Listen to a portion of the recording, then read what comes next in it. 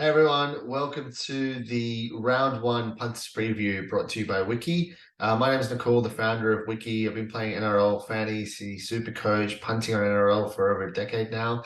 And we've had this company for about 3 years now. It's our fourth season in the NRL. In terms of punting stuff, we started putting out a Wicky Punters preview article last year. I think I started writing that in about round 10 when it had obviously like maybe 100 or 200 people check it out. And then by the end of the season, we had, I think, 1,500 views every week for the last few weeks, which is awesome. So obviously I'm trying to grow this out and make a video out of it as well. I've left this till late. It's 4 p.m. on Thursday. The first game of NRL round one is at 8 p.m. So the plan for week one is I'm going to punch out the first three games. So Thursday and Friday games in this video right here. I'm going to put out an article, Punters Preview, just for tonight's game, so I can cover try scorer plays and also draft stars. They've got a $50,000 contest for tonight's game, and I think first prize is just under 5K. Wicky, my company, partners with Draft Stars. We do a stats bible to help you guys with projected scores for players to see who to pick. And we also do content based on players that are good value, not so good value, how you structure your team, all that kind of stuff. The video that I'm doing now and also our written content, it should all be out by about 6 p.m. at the latest Sydney time. 7 p.m. obviously exactly an hour before the 8 p.m. game is when the NRL final team lists are out. Our Discord, our social media, which is everything on our site, everything on our socials. It's all free, by the way, and that'll all be updated, including our link tree, which you see here. It's basically an easy way of obviously you can check out our actual website. You can join our Discord, get our newsletter. You can join Draft Stars through us if you're interested in paid fantasy sport where you don't have to make a team for a whole season. You could just literally make a team for tonight's game. The structure, the fantasy, what's it called, point structure and stuff, very similar to NRL fantasy if you're into that. We've got this spreadsheet, which I'll talk through in a second, but that's all the NRL teams with expected minutes according to all the news that we've found online, and the goal kickers are in red as well. There's a couple of other things to look out for, but I've left a little legend down below. So read-only version of that is available here. I've got some team previews that I've put out. I've done a fantasy super coach and draft stars preview for round one as well. So you can check out the YouTube video or the podcast if you want to check it out on Spotify, Apple Music and all that kind of stuff. And we've got NRL Supercoach and NRL Fantasy Leagues. Again, free to join, $500 prize pool across the two comps over there. Our data tools for draft stars, our try score odds comparison tool, which if you read the articles last year, you'd know about. And we do a lot of cricket stuff as well, if you're into your cricket too. So I'm going to get straight into it. I've been very busy with our team at Wicky, getting all the data tools ready to go, punching out content, but I want to get this out early enough so you can actually get some plays on for tonight if you're interested. So going into the first game for round one, 2023, Eels in the Storm. On our Discord, we had some back and forth conversations around who's going to win and why. And every time I tried to sort of build a point for one of the two teams, I realized there was a counterpoint. So for example, like the Eels pack, they're stuffed. They've got a little new players in there. But then if you look at the Storm pack, they've got Leero and Katoa on the edges with Felice Kafusi, Kenny Bromwich moving on. We literally went back and forth. Even the spines, like Moses, Brown, and Gutho, yep, they've been there for a few years. They're obviously all good players. But then you've got Munster, Hughes, and Grant. So I reckon this game will be super close, but I'm not here to tip who's going to win. Let's get straight into the try scorer stuff. There is an article on our site that I'll link through as well, basically sort of talking through our data tools. And look, it was written a year ago. I'll probably update it, but it's just a good guide in terms of what the different things mean and what are some pretty simple ways to actually use the tools to find good value try scorer plays. Obviously, as always, gamble responsibly. We had a pretty good run last year, but obviously you want to be only gambling what you can lose and managing your stakes and all that kind of stuff. So be wary of all of that. I'll get straight into it, guys. So this is the try scorer value finder. What we try to do here is have the odds for, I think we've got 5 bookies and a little bit of Bet365 working on that. Essentially, bookies odds across 5 or 6 different websites, all the players in every single, or all 8 games, and then the best odds across all the sites, which you've got here. And this is where it can get a little bit tricky. Like I've been looking at this for years. So really comfortable. If you don't understand fully what I'm trying to say, because I haven't said it the right way, you can check this article out, which goes into even more detail. But I thought it'd be really cool to do an introduction first, so you actually know what you're looking for. It's a lot easier to actually use this tool with the color coding and all the rest of it once you know what's going on. But to keep it really simple, let's look at tonight's game as the first example. So looking at the Eels versus the Storm, 8 p.m. Sydney time tonight, so just over 3.5 hours from now. What we do is we update this tool on a Tuesday evening or a Wednesday, and then I usually will put out the Punter's preview article and this video sometime on a Wednesday, probably Wednesday arvo.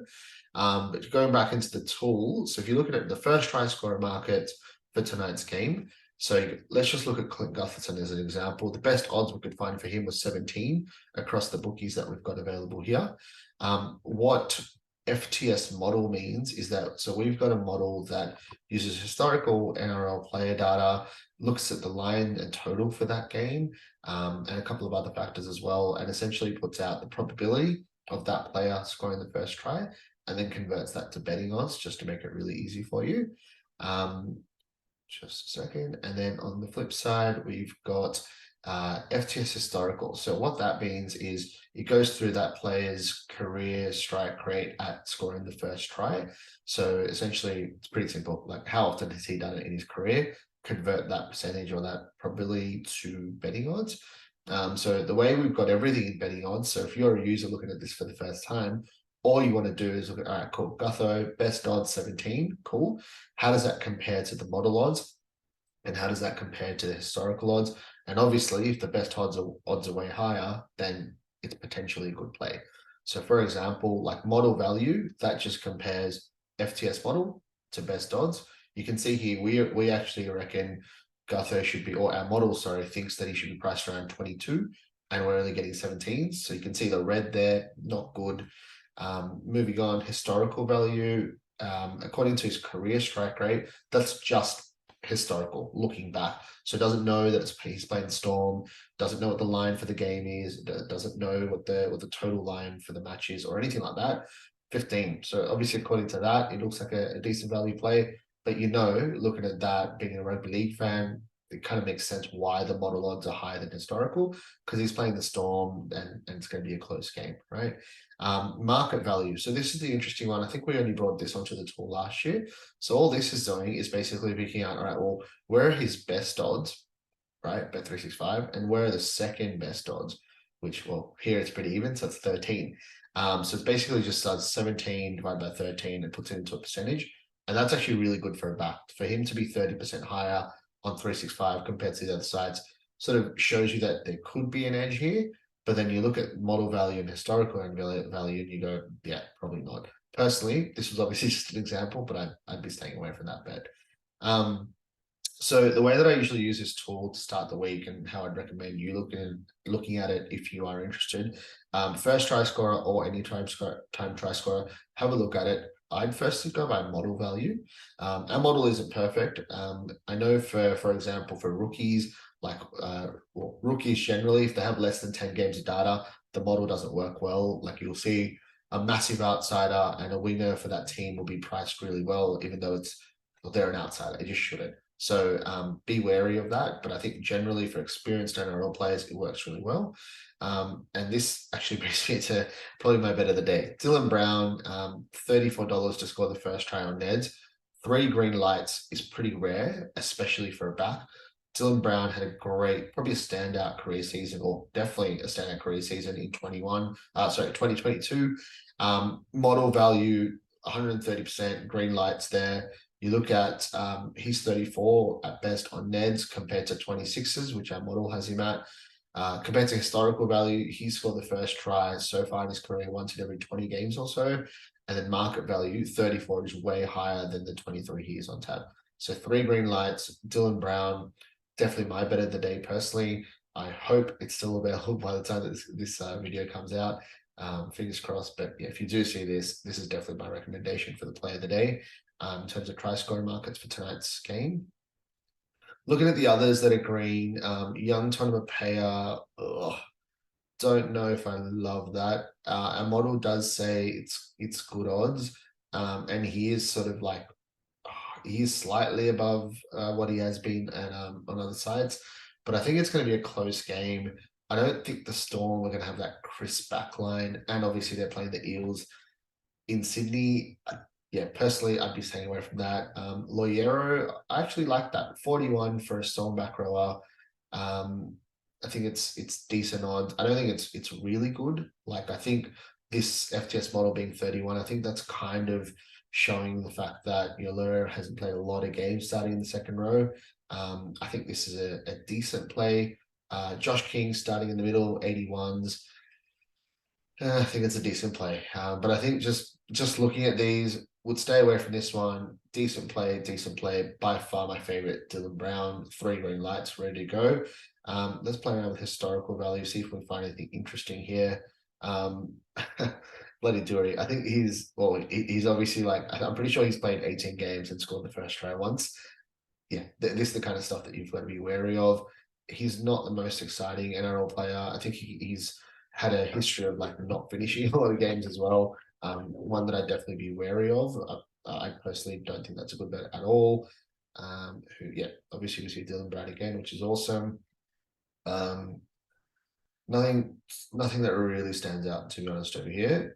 Market value. Now this could be interesting. So I don't like him specifically.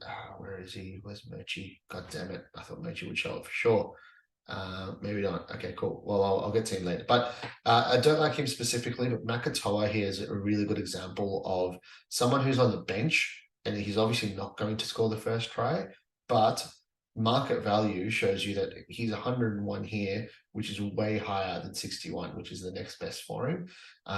He's a decent NRL player, but why I wanted to kind of talk about this is that there's a lot of examples of bench forwards being priced really high without too much consideration given to like who they are and how they play. So for example, if he was 101s and he was someone like a Marata Niokore, for example, on the bench, I would love $101. I think he should probably be around that sort of 60, 70 mark at most, Niokore, if he was still at the Eels and on the bench. But yeah, Makatoa I'd stay away from. Again, Dylan Brown, green lights. I don't necessarily love any of these. Ooh, so Nas, that's really interesting. Okay, so Nas, unfortunately, like we know he's a dominant ball runner, but I think he hasn't started that many as a percentage of his and total NRL games. He isn't showing up as green lights on model or historical, but you can see Sportsbet have priced him way higher than the other sites. I think for a middle forward, obviously like 46 is a little bit lower than usual, but knowing his potential and knowing that the Eels pack, it's basically what's it called, RCG and Junior Paulo, and that's it. There's a whole bunch of new guys in that pack. I actually think that's an okay price for Nas to look at. But aside from that, probably nothing too much else. I think the main one that stands out again is Dylan Brown in the first try scorer markets. Go into anytime try scorer. I'll kind of rush through a little bit now that I've given you guys a sort of basic rundown of the different ways to actually look at them. So again, let's start with model value, anytime try scorer, no green lights, nothing really, to be honest, that stands out here. So our model doesn't love the value of any of these. Strike rate wise, Jerome Hughes, he's priced at way higher than the $2.92 that if you went off his career strike rate, converted that to betting odds, it'd be $2.92, and we found him for $3.95. Obviously that sounds good, but again, historical doesn't take into consideration the stuff for an upcoming game, which model does. So the model takes into consideration, hey, it's going to be a close game against the Eels, the line and total, all the rest of it. So 350, I think, is a bit more of a realistic price for Jerome Hughes. In saying that, it's if you're looking at 350, then that 395 is still sort of decent value.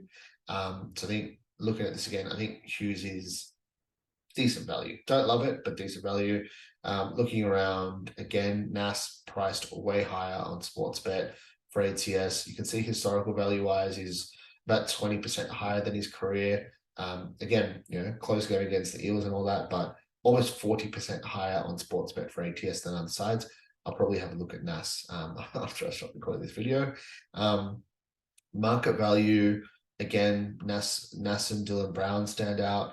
I think for Brown, I loved his 34 FTS. I probably like his anytime try score or ATS at 550. Nas as well, I'll probably get on this actually. $8 looks pretty good. Aside from that, my man Murchie. So Murchie was on the bench for the Warriors for a lot of games last year and started and ended up being pretty good odds for first try score and anytime try scorer. I think I had it in the punters preview and we got up once on him. Definitely have a look out for the final team list. Dury and Cartwright aren't the most inspiring starting second rowers, so he might get a crack start at the game. And if he does, that ATS first half maybe might be really good value because he might not play the full 80 or obviously first try scorer itself. So have a look at that. But that's pretty much it in terms of the template of like how to use the drop downs, how to sort by sort of different columns and trying to find good value. I'll definitely be going through the next 2 games as well. And what I'll do on Friday is I'll record the same thing, probably less of an explanation and more actually going through the markets and which players could value. But let's go across to the next game. So Warriors and Knights, this is the 6 p.m. game in Sydney. Let's go first try scorer, Tuala. Oh, love this. So, actually, sorry, got Tuala mixed up. My bad.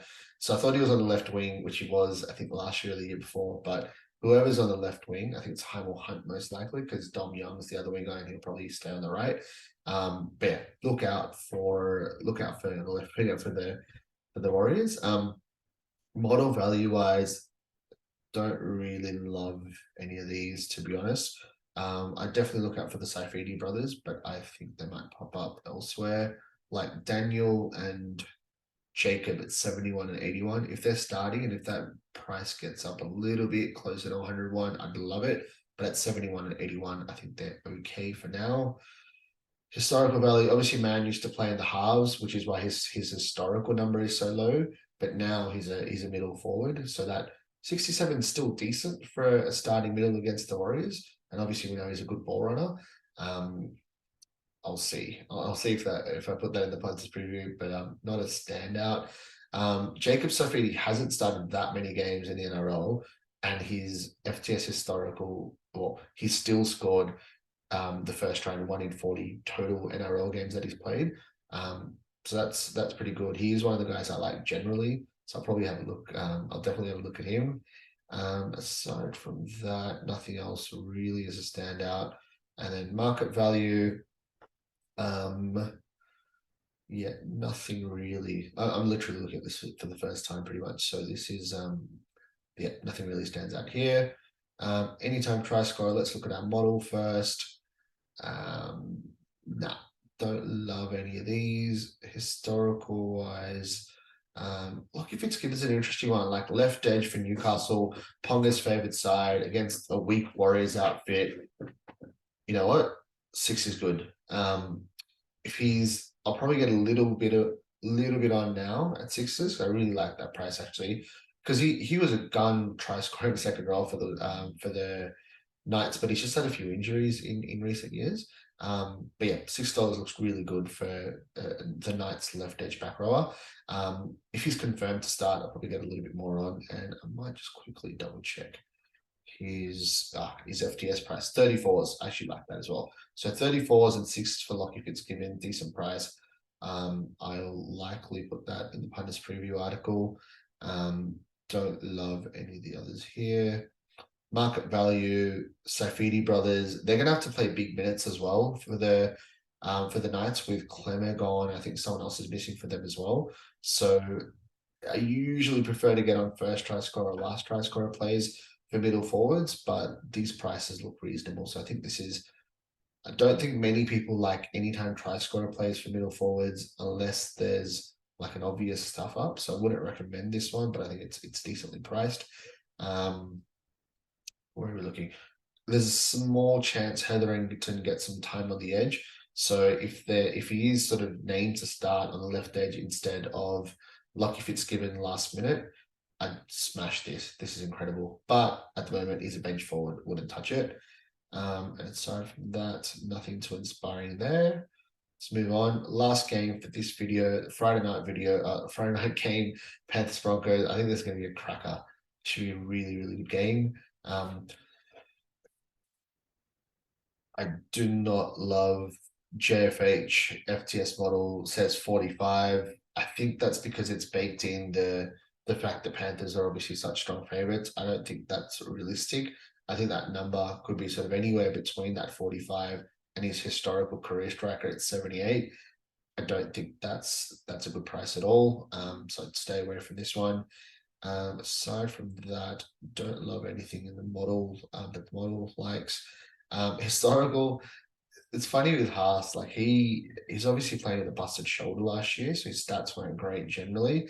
But you can see he is a freak. Like he scored the first try in games, one in every 27 games that he's played. And obviously because of that, the 75 on offer looks like a standout. But then our model realizes, hey, wait, he's playing the Panthers. The Broncos are big outsiders, and therefore he's 95.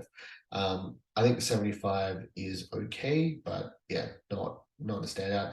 If that creeps up to like 81, 91, 101 on any of the sites by game or game day or like just before the game, I'd definitely have a look at it. 75 is kind of an awkward price. Stags was 41 only a few hours ago, so that's interesting. When he was at 41s, I really liked it, and I definitely would have recommended it usually on a Wednesday. So yep, stuffed up. I doing this video on the Thursday this time around. And yeah, no one else that really appeals. So I think the main one, look out for Haas, see if he creeps any higher. Market value wise, small chance that Sorensen's a late in on the edge if they decide to bench Garner. I highly doubt that, but if that happens, 41 is obviously a really nice price on Neds and Ladbrokes. Aside from that, don't love any of these. If Leota was 61s, I'd have a look at it. As I mentioned before, Stags was a really good price on tab, but he's not anymore. With Cleary, you got to watch out. If he's 26s on a site that does last try score at the same price, I think he'd be good value, but Neds don't do that, and he's 23s. Don't love that. Anytime try scorer. Again, Stags was a pretty good price before, but I think he's been crunched in here. Cleary at 410. This is an interesting one. So historically, if you go by his strike rate, his odds would be 360. So 410 is obviously a little bit better than that. Model would be around 360 as well. And all the sites kind of have been priced below 360. So that 410 is kind of nice. I think that would be on Neds.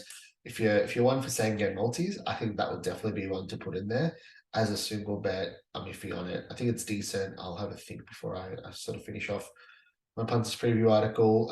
I think with Cobbo, yes, he's great historical value, but remember, historical's only looking backwards. He's obviously played most of his career on the wing, and this time he's playing fullback. So I think our model, or obviously our model understands that. He's priced around 315. And yeah, Sportsbet have him sort of around that 370 price as well. So don't love that. Historical value wise, well, yeah, the fact that Stags' historical value was 330, our model understands that he's obviously playing the Panthers and they're outsiders, so they've got it at 470. It does make, and the fact that 550 is noticeably higher, 30% higher than the second biggest bookie, makes that 550 stand out. I wish I knew what he was before on tab just for anytime try score. I think it might have been somewhere around $6 or $7, which I would have definitely recommended, but unfortunately not the case. I think it's still a decent play, just not as good as he was 12 or maybe 24 hours ago. Again with Mam, he's been a freak. Like he scored almost one in every 2 games, but not much sample size to go off, and he's playing the Panthers. I think it's decent. Again, if you want to get in, if you like sort of small stakes, fun same game multis, Mam and Cleary look like a fun same game multi to put into like 540 times 4, so it should be around the $20 mark. Obviously, you've got Neds and Ladbrokes have boosts as well. Could be a fun play. I'll have a think about whether that goes into the articles as you have to play. Haas at $14 anytime price scorer. I don't know. It's decent, but I don't know if I'd sort of recommend that. Who else do we have? No one else that really stands out. And the last one, market value for anytime price score for the Panthers Broncos game. Ooh, Lemieux could be interesting. Maybe not, because he's probably just going to get like around 30 minutes or so on the Panthers bench, which is frustrating. Sorensen again, if he does play edge, then obviously that's really good value. But yeah, aside from that, Palasia at 19. Again, I just don't think he'll get much more than 20, 25 minutes up against the Panthers team.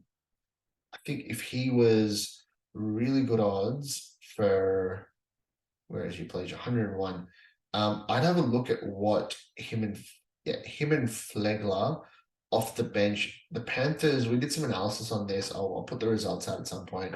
But I remember the Panthers, they obviously don't concede a lot of tries, but conceding tries to bench forwards is something that they actually have a likelihood to do. Like I know I've worded this in an odd way, but basically bench players against the Panthers, if anyone's got a shot, they actually have a decent shot. Flegler and Glacier, both going to be on to early in the second half. If they were around sort of 91 to 101 first try score second half, I think that might be worth a small stake just for a bit of fun if you're keen on that. But look, aside from that, that's it. For try score stuff, I'll go into a lot more detail in future videos. We're just a little bit rushed today. Main point of this video is to kind of show you all the different resources that we're putting out there before NRL round one. This spreadsheet is on there as well. You can check out like player minutes and all the rest of it. We've got this explainer article for how to use our markets, and I've obviously tried to do a lot of that in this video. And if you want to just check out the tool, for example, just first try scorers, and then you can look at the best for the whole round. So just very quickly, I might cover off a little bit of the other games here, but where is Brooks? So Luke Brooks, I like that for first try scorer against the Titans. Fermore's out for them. Unfortunately, he's done his ACL. So Brooks, not the, like, I know he gets sort of shadowed a little bit as an NRL player, but I do like him generally as a ball runner and a try scorer. I think the other one, Dylan Brown for tonight. There you go. So, and Utsukamano at 67s. Love that. 3 green lights. He was a star in 2021 in try scoring markets. Nice to see him. Hopefully he's had a full off season and he's ready to go. I'll do the same thing very quickly for anytime try scorers. Olakawatu at 420, 3 green lights. I think that's an incredible bet. That game 3 p.m. on Saturday. Katoa I really like on Bet365 at 245. I know Hines is out, but Trindle's actually decent in attack. And aside from that, I might leave it for now. Cool. So that's it for the punters preview for try score markets for the first 3 games of round 1 in 2023. I will get back to you guys probably on Friday, sort of like 2-3 p.m. ish, with the punters preview and the try score analysis for the rest of the games. I'm going to put the article out as well. It's probably going to be a little bit streamlined this week because we're just under the pump a little bit at Wicky, trying to get all that tools and content together. But from next week, as I keep saying, we'll be good to go from Wednesday Arvo when the markets come out, sort of Tuesday evening after team lists. Anyways, thanks everyone for joining in, and do get onto our free Discord and join your super coach of fantasy leagues and all that kind of stuff if you're keen. Get in before game 1 in a couple hours from now. Cheers.